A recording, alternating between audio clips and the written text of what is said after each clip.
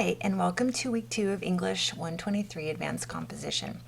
This is a big week for you. This is going to be your first real research-based paper, and we're going to call this genre Arguing a Position. So, our objectives for this week, we're going to go over the week 1. We're going to look at week 2's lesson, Arguing a Position, and then kind of just show you what's coming up ahead.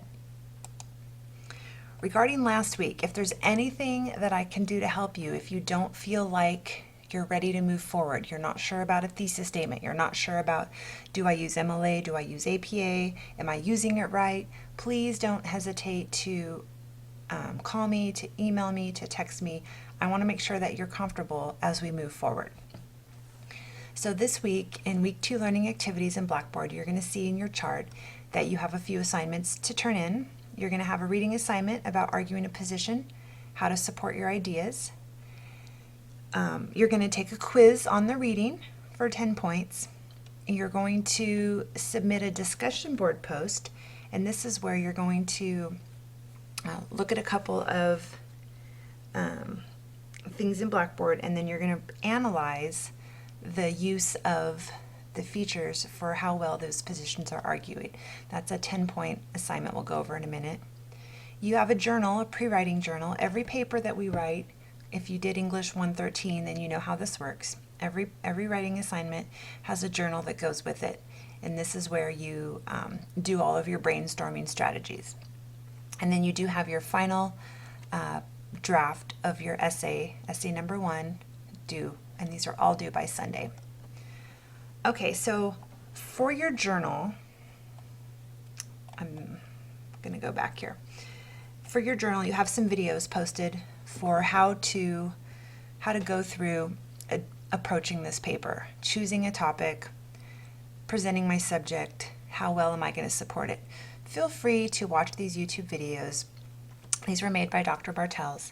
Feel free to use them as you so choose. But when you're ready to input some writing for your journal, it's going to go right here. You can go about the journal a couple of ways. Okay, you can use your own scratch paper and then just upload some photos of your journal, or you can start a Microsoft document and save it on there and then attach that document and upload it, or you can respond directly in here. When you create your journal entry, you can just create 6 different entries here, and each time just label the first one brainstorm and submit an entry, and then do another one, a day later when you're ready. So each of your entries, this is a 20-point assignment, approximately 3 points per entry. So I want to see an entry on brainstorming, where you're going to list all of the ideas that are coming to you about what possible topics you would want to write for arguing a position.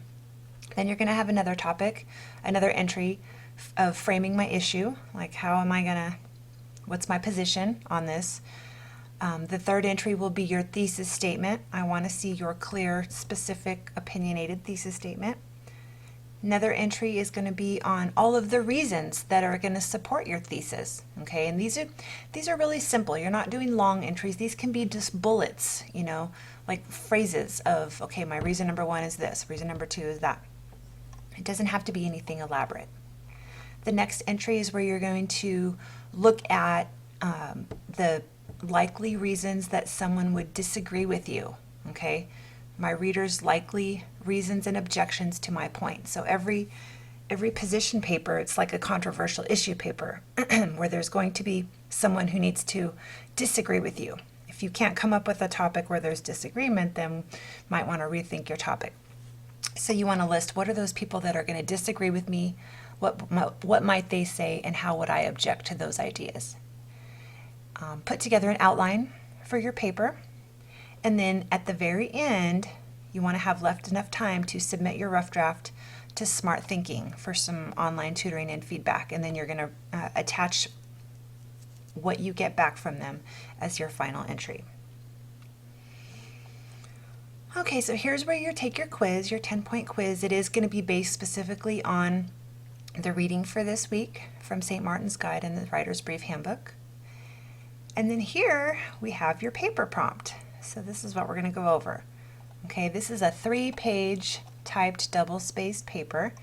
You're going to write about an issue where there's a disagreement and take a clear position, backing up your position with your reasons, your evidence, your research.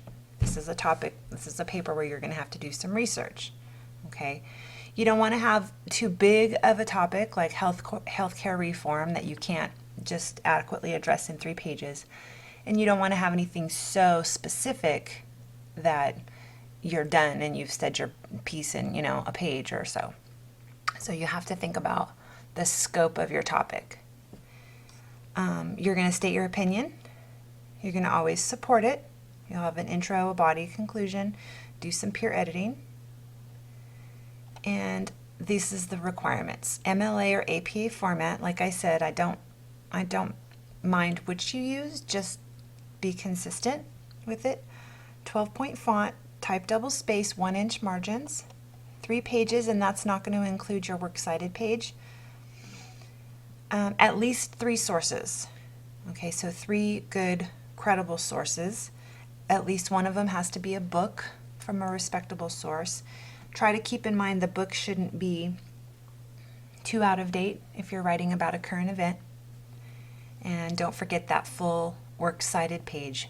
When you do list your bibliography entries on your works cited page, don't forget that they do need to be listed in alphabetical order by the author's last name or by the title, whichever you have.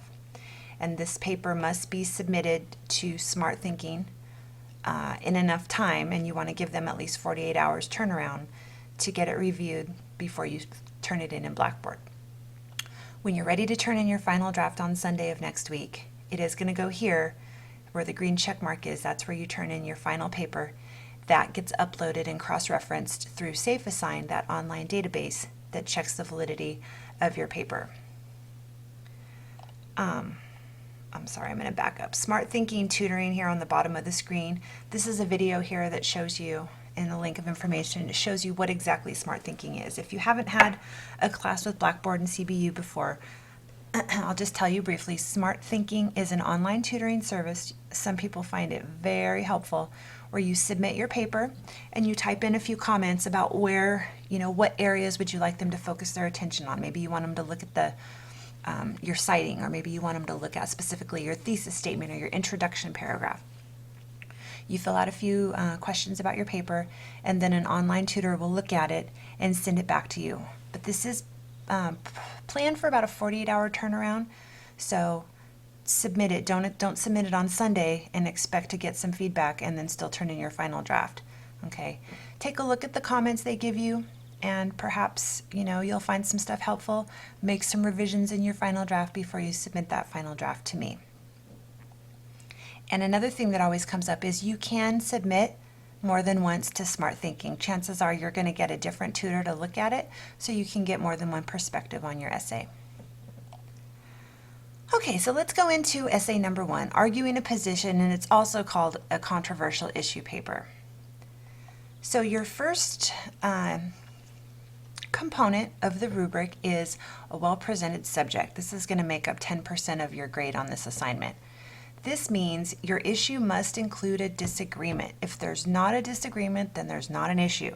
Okay, there's nothing to argue.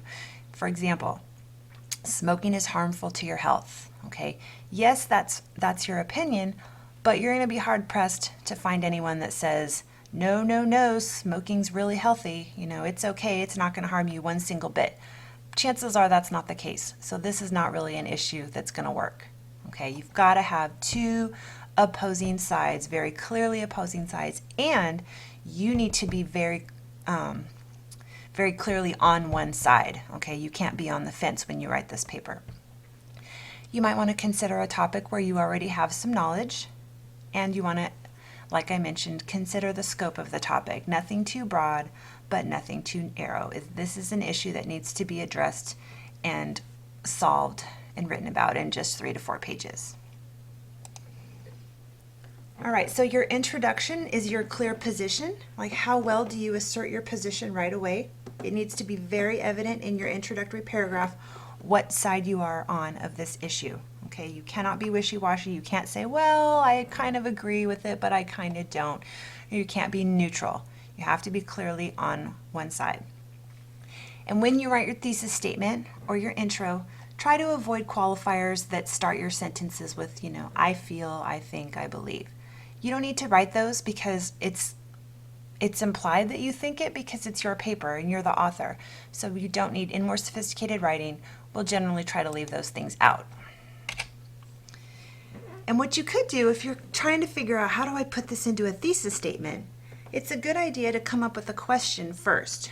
For example, should high school students be allowed to da da da da da? Make a question, and then if you have a clear opinion like yes they should or no they shouldn't, then turn that into a statement, and that could become then your thesis. High school students should never be allowed to leave campus at lunch. Okay, that's a strong opinionated statement, and that would be your thesis statement. Okay, thesis statement is not a question, it is a statement, but sometimes putting it in the question form first helps us to frame it for us in our mind. Okay, 50% of your paper is going to be the body. How well do you support your position? This is all the evidence. This is your research, followed by your opinions and your, every time you give a fact or a statistic, you want to follow it up with your comments about, see, this is why I believe that. Okay, your commentary. And this is the body of your paper. It's hard to tell you how much exactly this needs to be. If you have 3 main reasons, you have an introductory paragraph with your thesis, and then, for example, you have 3 supporting reasons, then you could have 3 breakout body paragraphs, and then you can have a conclusion paragraph. It's just up to how your information is going to flow. Your counter arguments, 10% of your paper, and this is sometimes tricky to think like this, but it's going to need to happen through this whole entire course, is you need to think of counter arguments. That means, what are the opposing views going to be? If someone wants to disagree with me, what are they going to say, and how am I going to be ready to refute it? Okay? It's important in your writing to be able to concede that some other viewpoints might be valid, but you still need to be able to spin it to say, well, yes, this might be the case, but let me tell you why my idea is still better. Okay? Or some people might believe that da da da da da, but really, so you're still conceding that there is another view, but your side is still more important. This is a sample possibility of how you could organize your paper. I do not give you, writing is so subjective that I do not say it has to be scripted in a certain way. I'm merely going to provide information and guidelines for those people that need the structure and support. I'm going to skip this here because you have some assignments to do in your reading, and then I'm going to leave you here with your rubric. Okay, this is the rubric that I'll be using in Blackboard, and it's kind of what I've gone over. So if you want to write a perfect essay, this is the area you want to stay in right about here, focusing on your well-supported position is the half of your paper, how well you present it in the beginning, how well you argue the other side. Transition statements are really important. You're going to use those throughout your paper. Those are words that guide the reader, like first of all, or furthermore, for example, in conclusion. These are key words that maybe start your paragraphs or your sentences that guide the reader with where you're going. And then the last part is your MLA APA format. Type, double space, 3 pages, no 3 or more pages, no errors. And again, there's your prompt that we went over. And if you're needing some help with how do I start my paper, I've given you some guidelines here, some page numbers, where to look at. Try to keep it, engaging. How do I excite the reader and reel them in? Maybe tell a story or fire off a series of rhetorical questions or set a scenario. Like just imagine you're at this and this moment and paint the picture of something going on, and then lead off with your thesis statement. Some possible topics I leave for you. And, as you're thinking of your topics, feel free to email me and say, how about this? I was thinking about that. You can text me some ideas and I would be happy to respond to you and make sure that you're on the right track. Okay? So that's all we have. Plan a lot of time do a lot of proofreading, and I look forward to working with you this week on your controversial issue paper. Thank you, and God bless.